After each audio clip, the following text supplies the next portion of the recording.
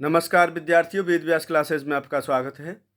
हिंदी साहित्य का इतिहास आचार्य रामचंद्र शुक्ल जी का, इससे वीरगाथा काल पढ़ेंगे आज, जो आपके सामने प्रस्तुत है। संबत 1050 से 1375, प्रकरण 3, देश भाषा काव्य। पहले कहा जा चुका है कि प्राकृत की रूढ़ियों से बहुत कुछ मुक्त भाषा के जो पुराने काव्य जैसे बीसल देव रासो, पृथ्वीराज रासो आजकल मिलते हैं, वे संदिग्ध हैं। इसी संदिग्ध सामग्री को लेकर थोड़ा बहुत विचार हो सकता है, उसी पर हमें संतोष करना पड़ता है। इतना अनुमान तो किया ही जा सकता है कि प्राकृत पढ़े पंडित ही उस समय कविता नहीं करते थे।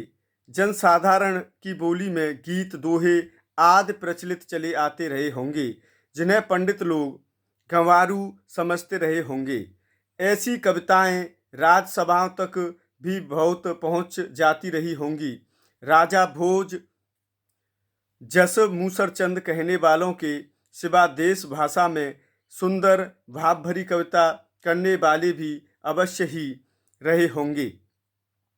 राजभाषाओं में सुनाए जाने वाले नीति, श्रृंगार आदि विषय प्रायः दोहों में कहे जाते थे और वीर रस के पद्य छप्पे में राजाश्रित कवि अपने राजाओं के शौर्य, पराक्रम और प्रताप का वर्णन अनूठी उक्तियों के साथ किया करते थे और अपनी वीरोल्लास भरी कविताओं से वीरों को उत्साहित किया करते थे।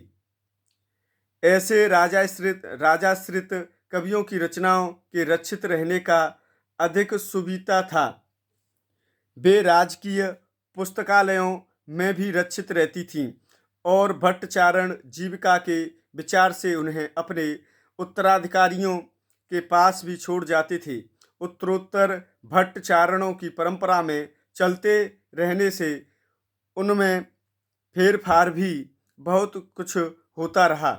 इसी रक्षित परंपरा की सामग्री हमारे हिंदी साहित्य के दिखाई नहीं दे रहा होगा, बहुत कुछ होता रहा। इसी रक्षित परंपरा की सामग्री हमारे हिंदी साहित्य के प्रारंभिक काल में मिलती है। इसी से यह काल वीरगाथा काल कहा गया। भारत के इतिहास में यह वह समय था कि मुसलमानों के हमले उत्तर पश्चिम की ओर से लगातार होते रहते थे। इनके धक्के अधिकतर भारत के पश्चिमी प्रांत के निवासियों को सहने पड़ते थे, जहां हिंदुओं के बड़े बड़े राज्य प्रतिष्ठित थे। गुप्त साम्राज्य के ध्वस्त होने पर हर्षवर्धन मृत्यु संवत 704 के उपरांत भारत का पश्चिमी भाग ही भारतीय सभ्यता और बल वैभव का केंद्र हो रहा था। कन्नौज, अजमेर, अहिलवाड़ा आदि बड़ी बड़ी राजधानियां उधर ही प्रतिष्ठित थीं। उधर की भाषा ही शिष्ट भाषा मानी जाती थी और कविचारण आदि उसी भाषा में रचना करते थे। प्रारंभिक काल का जो साहित्य हमें उपलब्ध है, उसका आविर्भाव उसी भूभाग में हुआ। अतः यह स्वाभाविक है कि उसी भूभाग की जनता की चित्तवृत्ति की छाप उस साहित्य पर हो। हर्षवर्धन के उपरांत ही साम्राज्य भावना देश से अंतर्हित हो गई थी और खंड खंड होकर जो गहरवार, चौहान, चंदेल और परिहार आदि राजपूत राज्य पश्चिम की ओर प्रतिष्ठित थे। वे अपने प्रभाव की वृद्धि के लिए परस्पर लड़ा करते थे। लड़ाई किसी आवश्यकतावश नहीं होती थी। कभी कभी तो शौर्य प्रदर्शन मात्र के लिए यूं ही मोल ली जाती थी। बीच बीच में मुसलमानों के भी हमले होते रहते थे। सारांश यह है कि जिस समय से हमारे हिंदी साहित्य का अभ्युदय होता है, वह लड़ाई भिड़ाई का समय था, वीरता के गौरव का समय था और सब बातें पीछे पड़ गई थीं।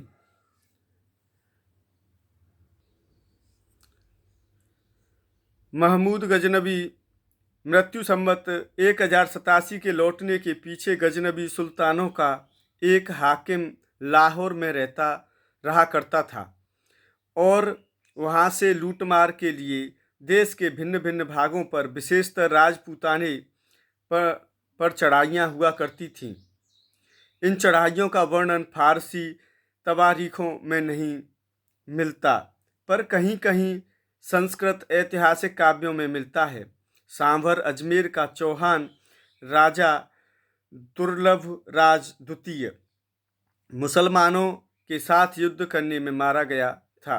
अजमेर बसाने वाले अजय देव ने मुसलमानों को परास्त किया था। अजय देव के पुत्र अर्णुराज आना के समय में मुसलमानों की सेना फिर पुष्कर की घाटी लांघकर उस स्थान पर जा पहुंची जहां अब आना सागर है। अर्णोराज ने उस सेना का संहार कर बड़ी भारी विजय प्राप्त की। वहां म्लेच्छ मुसलमानों का रक्त गिरा था। इससे उस स्थान को अपवित्र मानकर वहां अर्णोराज ने एक बड़ा तालाब बनवा दिया जो आना सागर कहलाया था।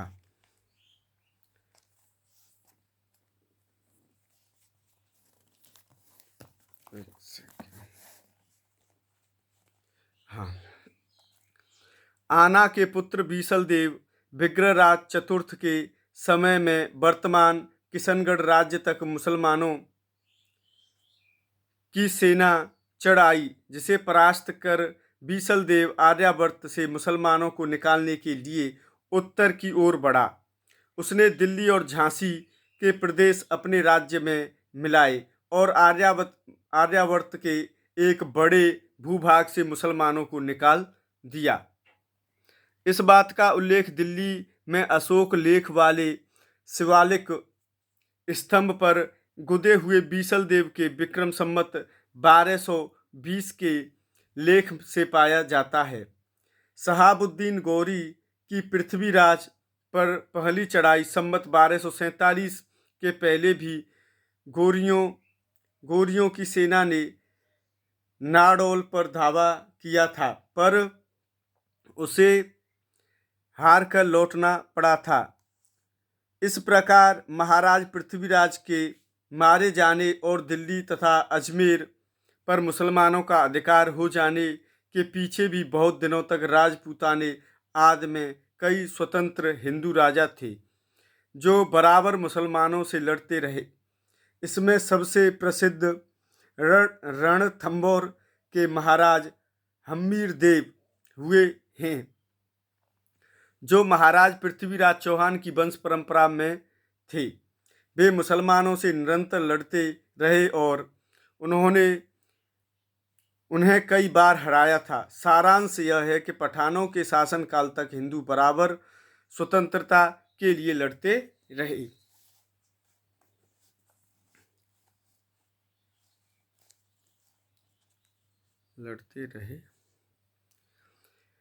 राजा भोज की सभा में खड़े होकर राजा की दानशीलता का लंबा चौड़ा वर्णन करके लाखों रुपए पाने वाले कवियों का समय बीत चुका था। राज दरबार में शास्त्रार्थों की वह धूम नहीं रह गई। पांडित्य के चमत्कार पर पुरस्कार का विधान भी ढीला पड़ गया था। उस समय तो जो भाट या चारण किसी राजा के पराक्रम, विजय, शत्रुकन्या हरण आदि का अत्युक्तिपूर्ण आलाप करता या रण क्षेत्रों में जाकर वीरों के हृदय में उत्साह की उमंगें भरा करता था, वही सम्मान पाता था। इस दशा में काव्य या साहित्य के और भिन्न भिन्न अंगों की पूर्ति और समृद्धि का सामुदायिक प्रयत्न कठिन था। उस समय तो केवल वीर गाथाओं की उन्नति संभव थी। इस वीर गाथा को हम दोनों रूपों में मानते हैं, मुक्तक के रूप में भी और प्रबंध के रूप में भी। फुटकल रचनाओं का विचार छोड़कर यहाँ वीर गाथात्मक प्रबंध काव्यों का ही उल्लेख किया जाता है। जैसे यूरोप में वीर गाथाओं का प्रसंग युद्ध और प्रेम रहा, वैसे ही यहाँ भी था।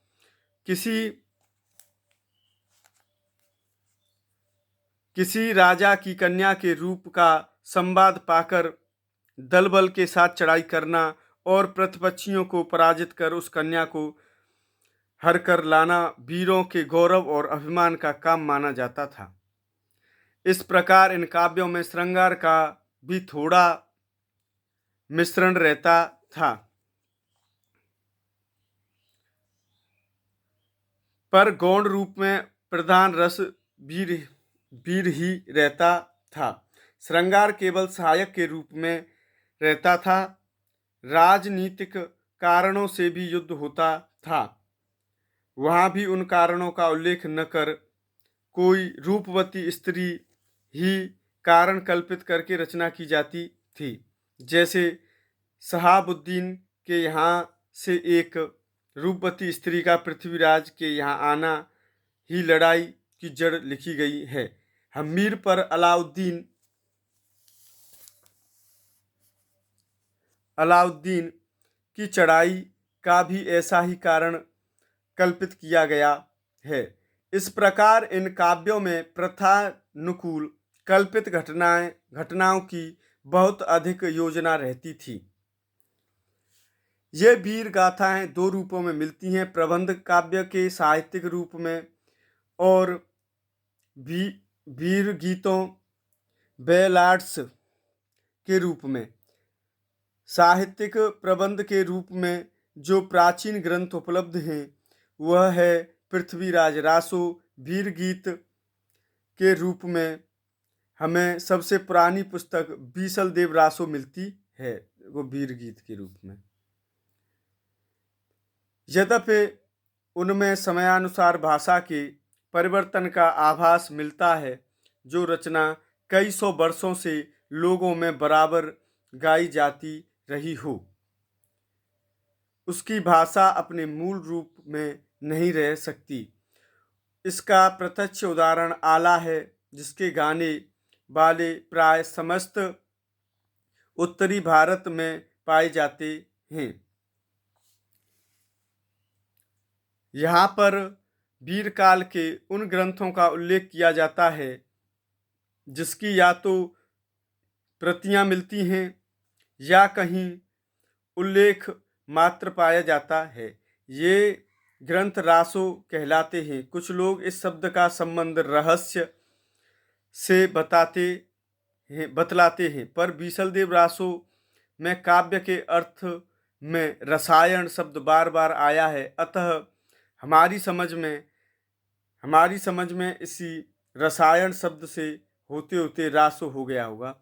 ऐसा प्रश्न भी बनता है, रासो शब्द की उत्पत्ति रसायन से किसने मानी है? तो आचार्य रामचंद्र शुक्ल जी ने मानी है। आज के लिए विद्यार्थियों बस इतना ही, और नेक्स्ट अगली वीडियो में कवर करेंगे। सभी विद्यार्थियों के लिए बहुत बहुत धन्यवाद। और आचार्य रामचंद्र शुक्ल जी का हिंदी साहित्य का इतिहास पढ़ाना विद्यार्थी के लिए बहुत ही आवश्यक है पढ़ना।